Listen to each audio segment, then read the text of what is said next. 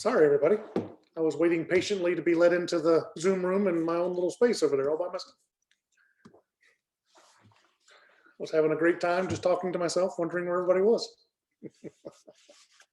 Needless to say, no one was coming. We'll give everybody one more minute and then we'll get rolling.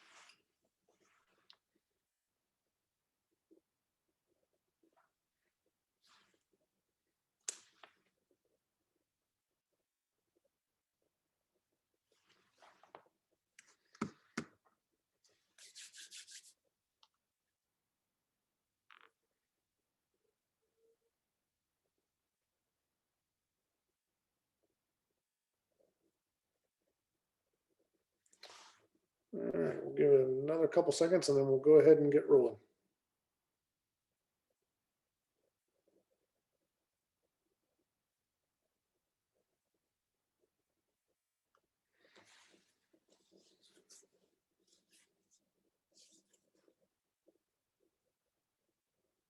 All right, just to be respectful of everybody's time, I'm going to go ahead and get moving.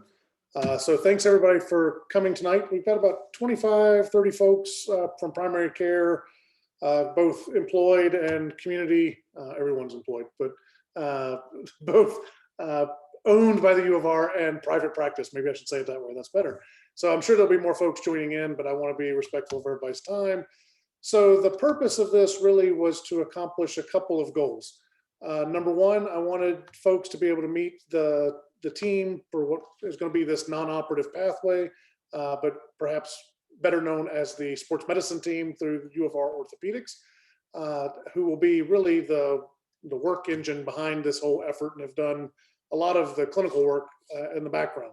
I also wanted to have the opportunity for our clinical folks from Primary Care Network and from the community and primary care at large to get the opportunity to hear it firsthand from the folks who are going to be delivering the care, ask any questions that they may have, and just get a better feel for what this program is going to look like.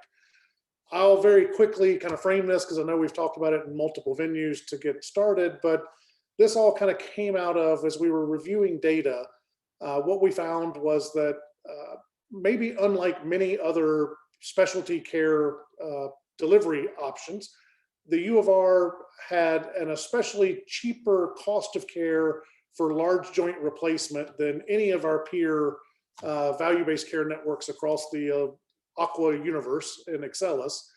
And not only that, but when we looked at quality, those patients who got their joint replacement in network, it was both cheaper, they were less likely to get readmitted, less likely to be discharged to post-operative rehab, and less likely to have reoperation in the next 5 years.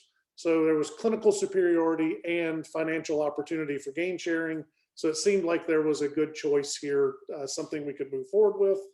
Working with Paul Rubery, chair of orthopedics, we kind of started talking about what opportunities there may be. And Paul kind of clued me into some work that the sports medicine team had been really conceiving for some time. And that's really the genesis of how this initiative came to be.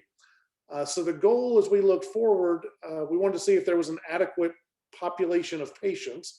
And within the Excellus universe alone, what we found is there were about 2,000 people last year, and this is pretty consistent year over year, who had 3 or more visits for the primary diagnosis of large joint osteoarthritis, but who had not seen an orthopedist or sports medicine physician in the preceding 12 months.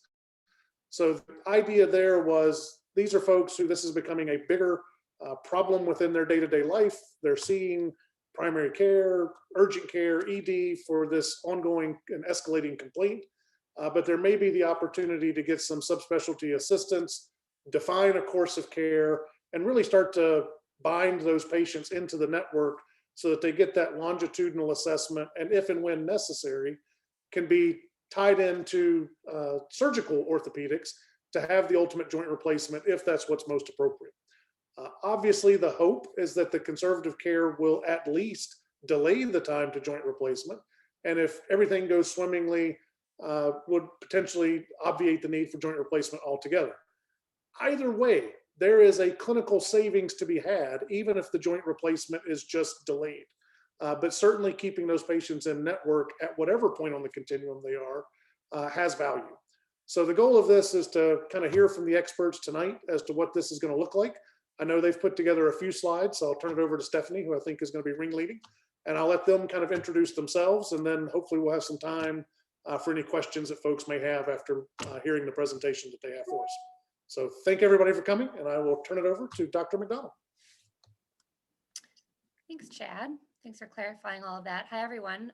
For those I haven't met, I'm Stephanie McDonald. I've been a part of the primary care sports medicine group for a few years now and did my training here at the U of R, and I'm happy to be a part of this group and working on this project with everyone. So I'm going to share my screen here. And let me just get this up. Okay. So is everyone good with seeing the slides here? Good. Okay. So again, thanks for having us. I'm Stephanie McDonald. I'm going to be speaking, and so are my partners on this clinical care pathway for osteoarthritis management. And actually, Dr. Mark Mirabelli is going to start us off here with some background information. Thank you, Steph. So again, my name is Mark Mirabelli. I think I know a lot of you guys, but if you don't, I work for orthopedics as well as for Highland Family Medicine. So I feel like I can see things from both the primary care side as well as the specialist side, and been taking care of osteoarthritis patients here since I started at U of R since 2007. As we all know, hip and knee OA are a considerably large disease burden for our aging population, not just here in Rochester, but here in the United States as well. In fact, a third of our population in Monroe County is likely suffering from osteoarthritis on a regular basis. The impetus for this program was that the U of R Department of Orthopedics are clearly not just regional leaders, but national leaders in the care for osteoarthritis surgically. We already have a streamlined, low-cost, high-quality arthroplasty pathway, which Chad already outlined for you guys. The idea was to kind of build off that, because many patients ultimately do not need arthroplasty, or perhaps at the time they're seen do not need arthroplasty. And the thought was, what could we do to make sure that these patients are cared for properly so they can get the care that they need at the time that they need it, get high quality care that's relatively low cost, avoid expensive tests, perhaps like MRIs, avoid unnecessary surgical procedures, perhaps like arthroscopy, for people over 40 has not been shown to be very effective for osteoarthritis, and make sure they get the treatment that they need when they need it by the people who can best deliver it. I also want to acknowledge that our project, in addition to being developed by the primary care sports medicine team here at the Department of Orthopedics, has been reviewed by and contributed to in large part by the surgical orthopedists in our adult reconstruction division, including Dr. Giannetti and his group, as well as the physiatry department, and that would be Nate Barford and his group in the PM&R department. What we want to do is make sure that we're developing a program that's going to be standardized. So we don't have a new treatment or something earth-shattering to tell you that we have a cure for osteoarthritis. All the treatments that we're going to be delivering in July and going forward are going to be very similar to the treatments that we've had in June and before. But what we are going to be doing is a standardized process by which patients who have large joint osteoarthritis can access our system, either through sports medicine or through the PM&R department, and receive similar treatments, similar reports to primary care physicians, and really enable the patient to get an access to the entire breadth of the U of R system and access places that perhaps either the primary care physician wasn't aware of or that the patient hadn't been willing to go to previously. So we want to make a standardized clinical care pathway that facilitates this timely evaluation. When we're looking at the care of patients with osteoarthritis, our care is going to focus initially on everybody who's going to need things like information and advice, personal care, and self-help. As we move up the so-called pyramid of care, the progression of severity of disease dictates that there will be less people who need these treatments, but there will be more intensity of care that is needed. We'll be focusing on simple non-surgical interventions, over-the-counter medications, prescription NSAIDs, other types of oral medications, topical medications, physical and occupational therapy, braces, and other types of treatments before we move into interventional treatments, which include cortisone injections. In some cases, hyaluronic acid injections, although these are not a high value product. In fact, they're a relatively low value injection. And then ultimately, for a small percentage of people, those who ultimately need joint replacements will already be in our system and be able to access and be optimized and ready for surgery to a system that is already providing a very high value, low cost service. In fact, some of the best arthroplasty outcomes, as Chad has already mentioned to you. So one of the ideas behind this program is an already pre-existing type of program called an osteoarthritis management program, or an OAMP. And the idea behind these programs are that there are providers from different specialties and multidisciplinary specialties that are working together to improve patient outcomes. So for example, working with physical therapy, working with dietitian, bariatrics, the primary care physician, and the sports medicine physician. And then the core interventions that we're really focusing on are these ones that are highlighted here: self-education, exercise, weight management, nutrition, and psychological interventions, which are all very high value things that can be done right in the office, either by us or by the primary care physician as well, or some of these other ancillary services. And so even though we're standardizing the pathway to really involve most of these treatments for all of the patients at any given time, we're also recognizing that different patients may need different personalized pathways, including things like injections, radiofrequency ablation that may come into play too at any point. So again, kind of like Mark said, we're still employing all of the same treatments that we used before, but really focusing on standardizing some of these core treatments that we know are high value. And based on other pre-existing programs that have already put out some papers on the efficacy of these programs and patient outcomes, they've been very well received by patients as well. So this somewhat chaotic looking slide may be recognizable to you as the current system. And as Dr. Teeters was saying as well, patients may have contact with ED providers and other providers and not necessarily be in the right place at the right time for the right treatment they need. So one of the goals of this pathway is to get the right patient with the right provider, doing the right treatment at the right time for them, while medically optimizing them to perhaps go on for a joint replacement if and when they're ready. So this is a very simplified, pared down version of our proposed pathway, just so you can see the general basic flow of things. The patient is going to be referred through the referral to us at the primary care sports medicine consultation visit, and then we'll go back and forth at times between the primary care physician and joint surgeon when they're appropriate, like I said. The more detailed pathway here shows that when the patient is referred in, they're going to have this initial consultation with the primary care sports medicine team. And this consultation visit includes educational resources, a lot of education during the visit about, even just the pathogenesis of arthritis and some of these other basic treatments that we're really going to focus on, and then referral for ancillary services, such as to the dietitian, physical therapist as appropriate. And then the patient will then be, eventually referred back to the primary care physician with a very detailed consultation note that Peter Oborn will talk more about, that will kind of outline some of these recommendations going forward. And then the primary care physician will then work with the patient and with us to focus on some of these other comorbid conditions that we know contribute significantly to some negative outcomes with osteoarthritis, including obesity, smoking, and diabetes. And really working on medical optimization so that if and when the time comes, the patient is ready to go see the joint replacement surgeon.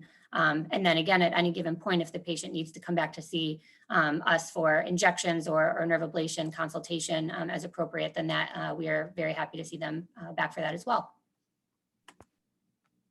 Hey, Dr. McDonald. Yes. Hi, this is Steve Judge from Primary Care. Hi, Dr. Judge. Hey, quick question. Under relevant factors, patient payer. Mm-hmm. What does that mean? So regarding the insurance that a patient may have, we know, especially right now that certain insurances may cover certain ancillary procedures more than others. Okay. And I think perhaps Dr. Teeters can speak more to this as well regarding whether or not that will play a role from the AHP standpoint, but that's what we mean by that in terms of, and yeah. So it doesn't, I just want to make sure. So will our Medicaid patients have access to this? Oh, absolutely. Okay, yes. that was my concern. Thank you. Yes. It's, No, it's absolutely. just, Yeah. some have visco injections as an option, some have radiofrequency ablation as an option, and some do not, frankly, Okay. and some have neither. So it does play in, unfortunately, to where they're going to be shunted to in the pathway. Understood. Thank you so much. I'll Absolutely. say one of the goals of this, even though it was started by Excellus-based data, was for this to be payer agnostic, both for the benefit of patients and so that we're not spending time either on the primary care or orthopedics team side of trying to figure out who's in, who's out, who can get this and who can't.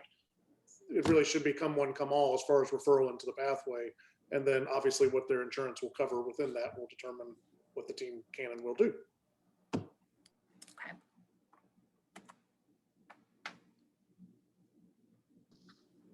All right, thanks, Steph. I'll just briefly introduce myself. I didn't have a chance to do so. I'm Peter Oberon. I'm another one of the primary care sports medicine providers in the orthopedics department. I also have a background in family medicine, and I've been with the department for almost 3 years now, and also taking care of a lot of patients with osteoarthritis. So what I'm going to do is briefly present the proposed consultation report that we've been working on. Our goal here was to develop a consultation report that's standardized. So a standardized report that's both comprehensive, but also hopefully efficient. You know, we've all worked in primary care. We know that time is very valuable, but we also wanted to have a note that had some detail in it if that's something that you're looking for. So we'll start here.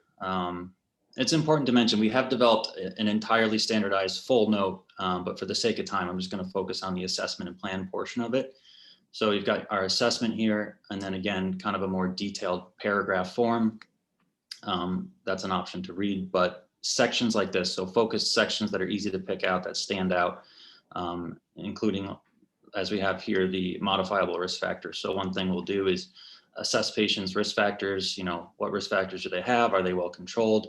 And any recommendations there might be for management of those risk factors. Moving on to this next section. So here, the goal is to really focus on evidence-based recommendations and to kind of convey, you know, levels of evidence for each of these recommendations. So here we have a few sections. You know, for example, the first section is strongly considered with high levels of evidence, and then we've got moving down to considered with lower levels, considered but not recommended initially, and then these options down here, which can be considered, but often are recommended against. Now, that doesn't necessarily mean we can't use them as treatment options. They just need to be reserved for patients who have more persistent and recalcitrant symptoms. It's important also to mention that, you know, this is just an example. You know, this isn't, every note is not going to look the same. This will be tailored and specific to each patient based on our comprehensive assessment. So this is just an example of what some of those recommendations may be, and that could change patient to patient. And then in this last section, what we've got is, opposed to the last slide, which was things that are considered with different levels of evidence. This is where we'll really kind of like narrow it down to things that we are actually recommending at the time of the assessment. And, you know, the way we have it now is split up into two sections. You know, these are recommendations initially, and then down here we have some recommendations that could be considered if the patient, you know, fails the initial recommendations up top. And then it will all be summarized with, you know, whatever the follow-up may be and what we did at that visit, whether it be an injection or a referral to physical therapy. And the last thing that I'll say is, you know, this is something that we've done a lot of work on, and I feel good about the way the consult note is now. But I think one of the purposes of this, you know, meeting is to really hear back from the primary care providers and how we can best serve, you know, the PCPs, because that's really what this note is intended to do. So we are certainly open to listening to any recommendations. And I'm the last member of the group. I'm Katie Rizzoni, also in the orthopedic department in the sports med division. So as you've heard from my partners, you know, there's really, the novelty of this is not necessarily that we have some newfangled fairy dust treatment, which I think would be awesome. If we did, we would be on our own island celebrating financial success with that. So unfortunately, you know, in terms of even NIH funding, NIAMS, or the group that really looks at arthritis, compared to National Cancer Institute and other things, really just doesn't get as much money, even though from a burden standpoint, this chronic disease really impacts, you know, millions of Americans a year. So we do, and most, you know, I think academic centers have some type of tailored joint pathway, you know, that patient is identified as an appropriate candidate for a total joint arthroplasty. They enter that pathway. They're kind of really managed preoperatively to optimize outcomes, and then they're managed postoperatively in a very standardized way. So even though you have different surgeons, even though it may be different systems, it all pretty much looks the same. So the novelty of this is that even though this is a chronic disease with a huge burden that has a lot of costs associated with not always necessarily value, the novelty is no one's really doing this. There's 2 programs in the country that have an osteoarthritis management program. So we would really be, and especially because we have such a strong orthopedic department from a research standpoint as well, it really ties into a lot of the strengths that our department has, in addition to the fact that you guys give great care from a primary care standpoint. And so we're really looking to find those patients that aren't ready for a total joint replacement, or maybe ready, but don't want a total joint. You know, they're doing fine from a quality of life standpoint. There's also patients who are probably ready for a total joint replacement who, for a variety of reasons, medical comorbidities from a BMI standpoint, smoking standpoint, cardiovascular comorbidities, cannot get a total joint. That's a huge pool of patients. You guys know that because those are the patients that you see probably for other reasons as well. But this compounds pain, sleep, fatigue, physical activity, falls risk. I mean, this is a huge issue enveloped in a lot of other chronic issues. So our goal with this is really to work with you, improve communication. Again, Pete went over the note that we'll be, having for patients so that you can see what the recommendations are. A lot of these patients may not be best served in the orthopedics department. They may be best served interacting and working with their primary care doctor who knows them best.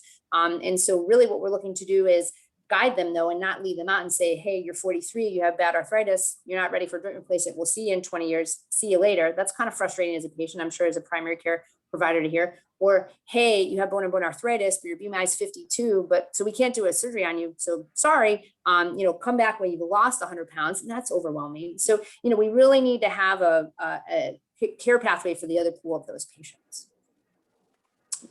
And so we know, as we all discuss, we're family medicine and med peds trained. So we are, and Mark so lives partially in the primary care world as well. So understands, just how difficult it is to get through visits.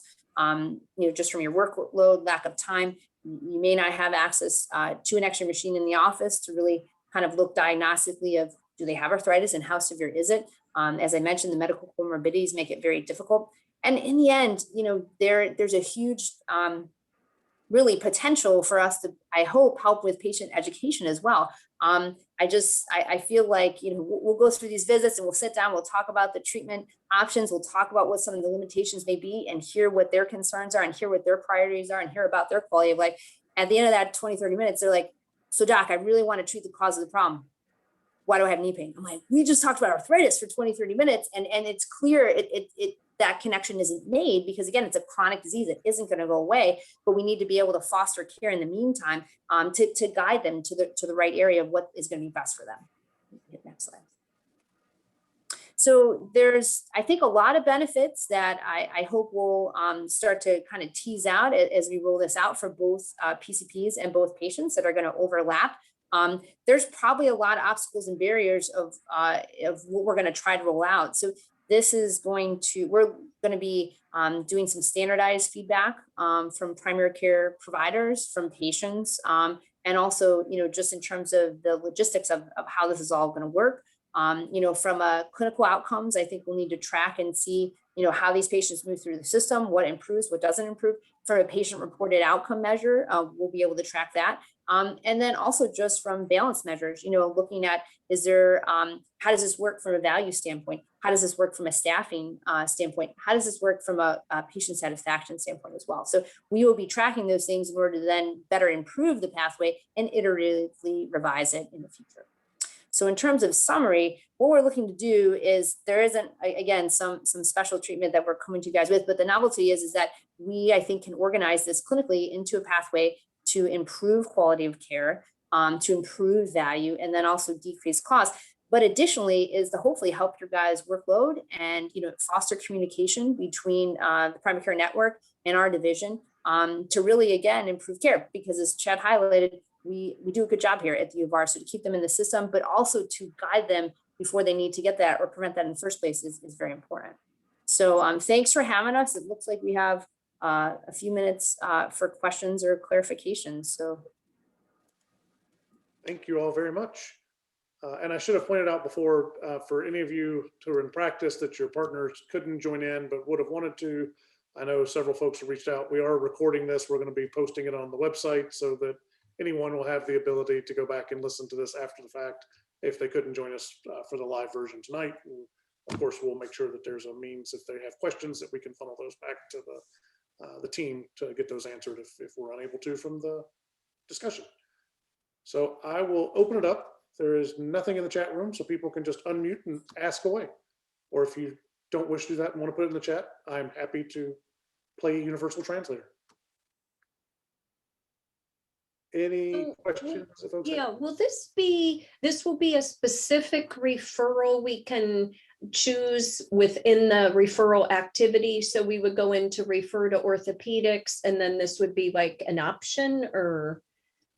I think ideally that is what we're going to be shooting for, because certainly that would make it easier for you. We were just discussing this last night as a group. Probably the best way I think everyone knows how to put in referral orthopedics wise. I think maybe the best thing to do would be to put in for OA consult, or if you want to specify a non-operative option, and that, someone may not necessarily need to be evaluated for total joint right off the bat. So if you wanted to put OA consult non-operative preference, I think that regardless, we could get them to the right person, whether that is a surgeon, that they really end up needing to meet with. So for right now, I think OA consult would be appropriate when you put in the referral to orthopedics. That said, our hope would be that there might be a way to foster that to make that a little bit easier in the future. Okay.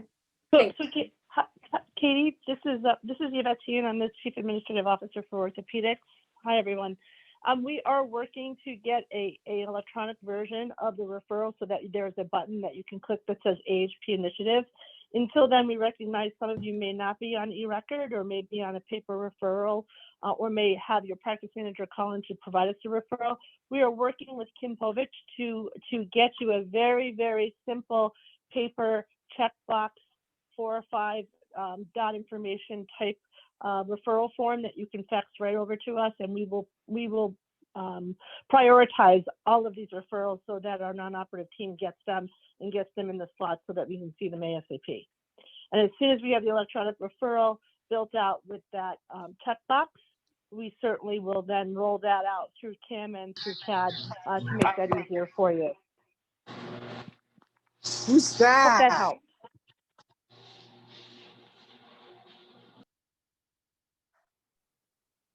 Thank you very much, Yvette. Couldn't say it better myself. Any other questions folks have? All right. Hearing none. Not seeing anybody come off mute. So Chad, Yes, let sir. me just Paul Please. Rubry, I want to just thank your group for all the support they've given orthopedics, and for we hope we're doing something here that works not just for your patients but also for you. And I want to encourage you to feel free to reach out to me directly or to any of the physicians who've spoken tonight, or for that matter to Chad, if there's something that doesn't seem to be delivering on what we're telling you. We're committed to this. We think it's going to be good for patients.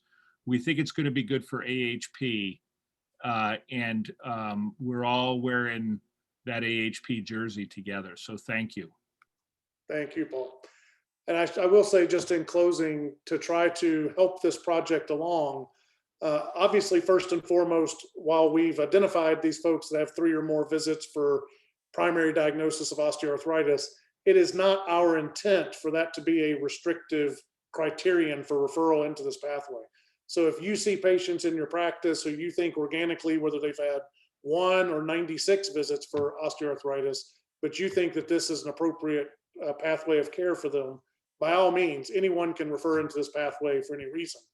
But to try to help it on and to give you guys access to the information that started this for us, we are going to be generating a list of patients by provider that we will share to you, that you, your care manager, can kind of sort through, look at, see if you think those patients would be appropriate, or if there's some other process of care already underway. But hopefully that will start the feeder process of at least letting you know who we think may be candidates for this process. But then from there, The hope is that this becomes an organic part of your own practice. And while we're committed to continuing to provide that as the data updates in the future, this is meant to be supportive to you, not directive of how and who you should be referring. And Chad, I think it's worth saying that this is population management, and we're trying to partner with AHP and with all of you in this. I would say that it's a learning experience as well, and it just so happens that sort of everybody actually wins with the design of this. We believe, most importantly, the patient, but the primary care providers, the non-surgical subspecialists and the surgical subspecialists, and AHP and Excellus actually wins with this as well. So the next, learning from this experience with all of you will help us with the next population management. And I really have osteopenia, osteoporosis in my sights as the next place where population management could really impact the health of our neighbors, right? And that's where we need to make a real improvement. We can learn from this because everybody wins. With osteopenia and osteoporosis, maybe a little harder to have everybody win. But I certainly want the patient to win, and I certainly want the primary care network to win, because primary care providers are our lifeblood. Thank you, Paul. And actually, I want to say thanks to Paul and to the entire ortho team. That you guys have been hugely passionate, very committed to this. I mean, this has really been a labor of love going on now for months, if not closer to a year, since Paul and I first had the first meeting and conversation about it. So it really has been a great process. This is the first real foray into subspecialty engagement within AHP.